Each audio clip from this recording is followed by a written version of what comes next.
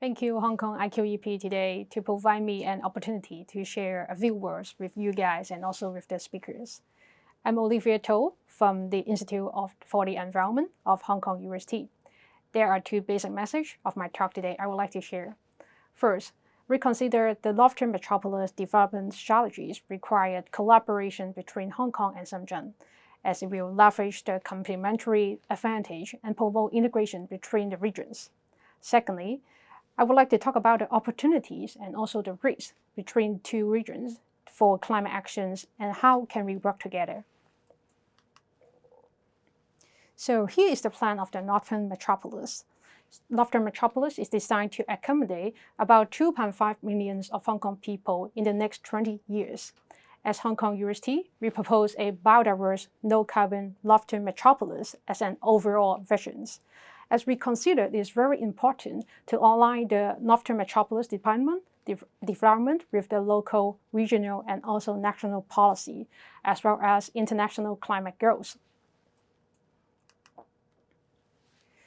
So a climate perspective for Northern Metropolis is really important, and there is 3 reasons that we think about which is very important to achieve. First, we understand the Hong Kong Climate Action Plan 2050 is set the target to achieve the carbon neutrality by 2050. And in Northern Metropolis development strategies is also emphasis about the balance between the development and conservation. And also, we also need to consider about how can we ensure the infrastructure resilience in Hong Kong. The Hong Kong government recognized the need to adopt a complementary strategies on climate change adaptations and also resilience to protect the life, health, and also property of the people from extreme weathers, as is stated in the Climate Action Plan. The development of Northern Metropolis also requires an overarching climate resilience strategies, and we think it is really missing in the Northern Metropolis plan at the moment. So where are the risks and opportunities that we have been talking about? To answer the questions, we have to look in the plan of the new development areas. As you can see in the pictures here, there are about 2 major districts which is in the plan. First is the Yunnan district, and also on top of it is about the North district.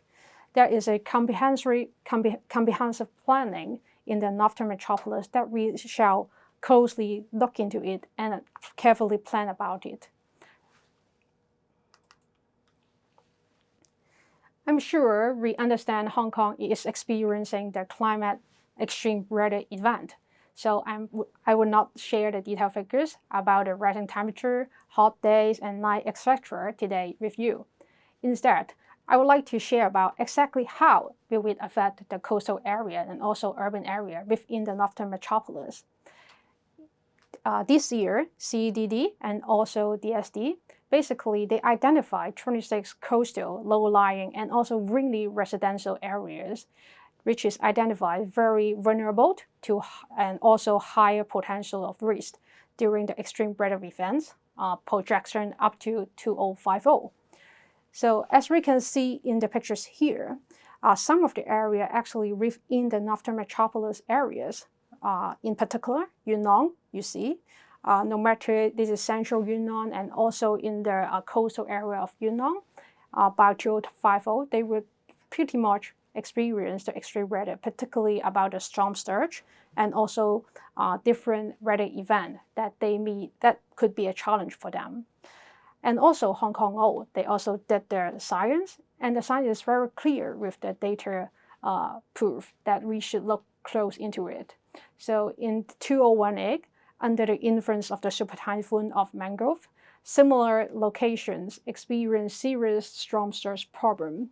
For example, in Jinbeizhou, it recorded about 4.18 meters of the maximum sea levels. And at that time, power and also water supply was actually disturbed. So we need to think about, are these locations ready in terms of infrastructural planning, public safety, and also system reliability and also resilience. So these two jobs basically telling us they are very similar location having their extreme weather impact this year. So what would be that we can predict in 2050? We need to think about it. And we also need to think about the risk, about the built environment and infrastructures. For example, our water treatment works to supply our fresh water, and very important about the power plants and cables to supply the electricity, and also the land and air transport. When we try to think about during the time of super typhoon, some of the areas in Hong Kong is really disturbed, and also the traffic has been stopped because of the impact. We also need to think about the public buildings and property because this is really relevant to our daily life. It would be impact on our daily activities. What we are proposing is that policymakers shall take these kind of factors into account in city and also regional planning. We also need to understand about the climate impact so that we can strengthen our resilience, no matter it is infrastructural or the city planning level. So the picture here shows the IPCC recent study to show about the factors to how to strengthen the climate resilience. What we are proposing is the climate or the government, they have to look into the climate factors, and they shall work together to incorporate this kind of scientific based climate informations, and also as well as the prediction in the planning, policy, and also practice when they are trying to develop the Northern Metropolis. Secondly, they also have to conduct the climate risk assessment and also incorporate this into design and build projects in Northern Metropolis. We also think that facilitate the collaboration across the level of government, academia, and also private sector can help identify and understand the capacity building gaps and need in Northern Metropolis. So we talk about the risk, but there are actually a lot of opportunities would be happened for climate action in Northern Metropolis. For example, the regional collaboration is very important, especially in the energy area. So we understand Hong Kong has been performing the energy transition, and also we have to ensure the supply reliability. So effective decarbonization strategies of energy of regional support would be really important beyond 2035, because we have to understand about the local limitations. The pictures here tells about the climate action plan.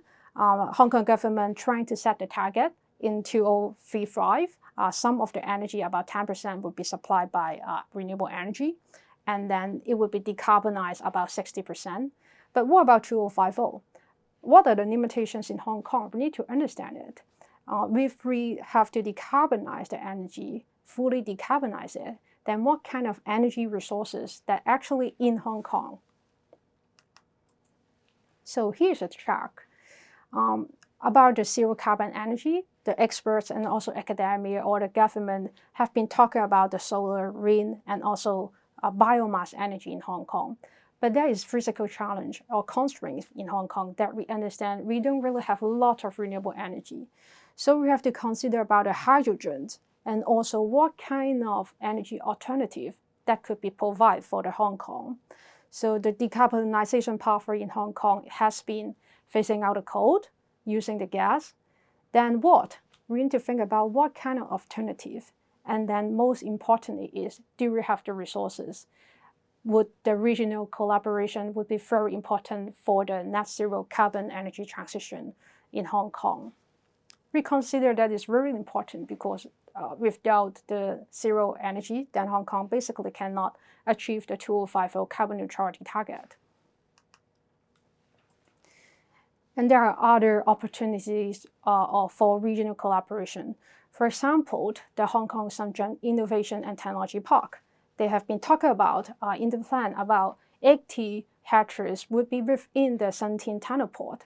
It is a massive plan that between Hong Kong and Shenzhen would be working together on innovation and technology. So it would be also close to the North and also Shenzhen. So you can see in the plan here, we can consider what kind of technological breakthrough that could be happened in this big area.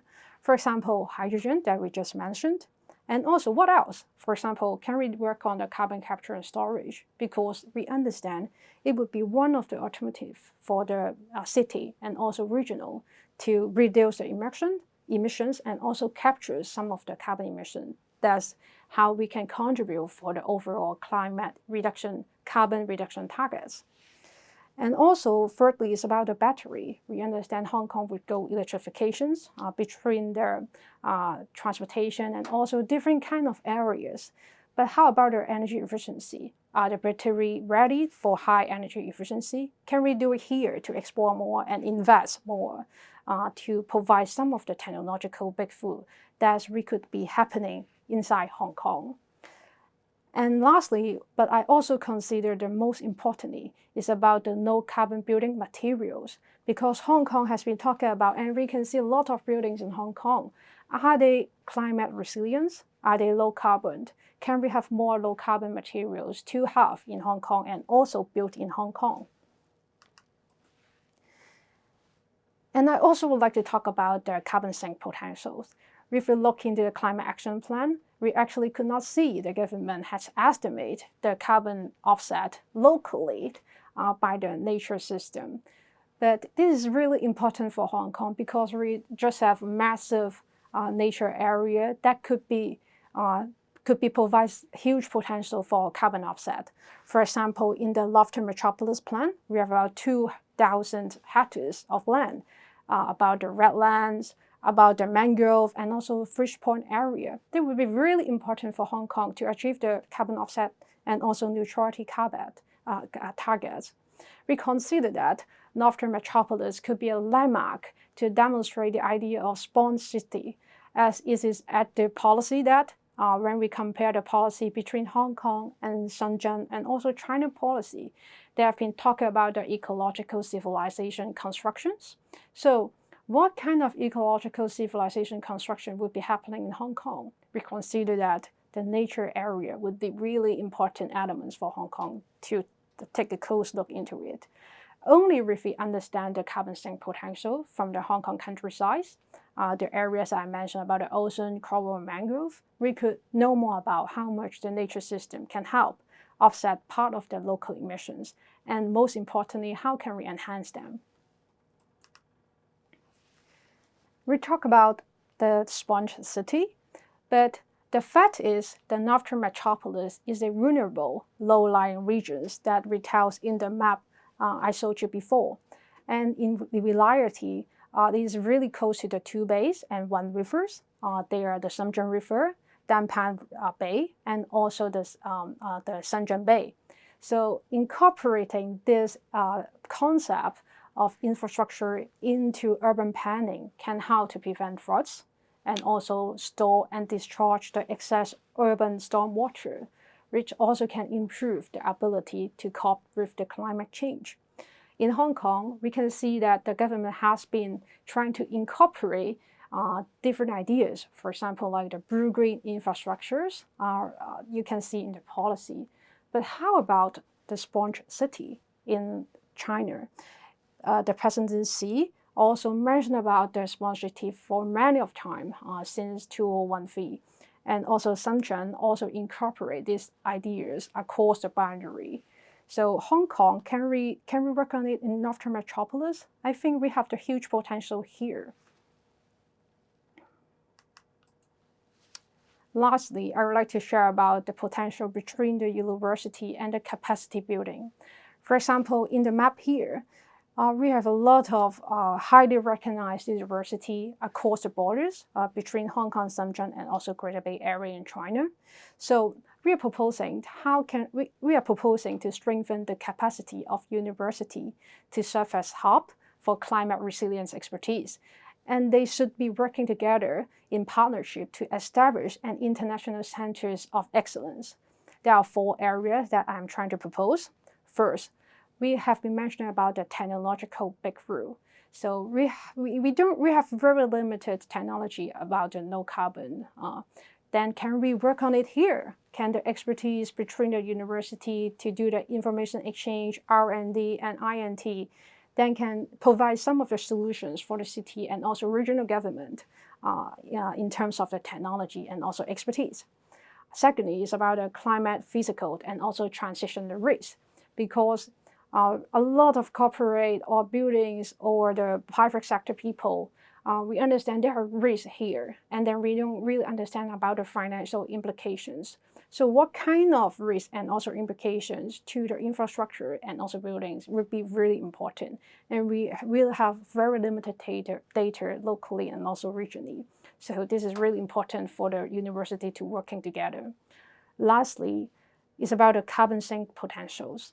As I mentioned, we will be having about 2,000 hectares of the ecological waterway, and also they would be connected together between Hong Kong and Shenzhen. So ecological experts and also carbon sink and also relevant associated technology experts would be very important for Hong Kong to achieve its target. We need to think about deeply how can the climate action can be fully incorporated in the Northern Metropolis development strategies. And then the action is now. The government, academia, and also the institutions, the private sector people have to consider all those kind of factors as a whole when we try to develop the Northern Metropolis area. Thank you for the opportunity today.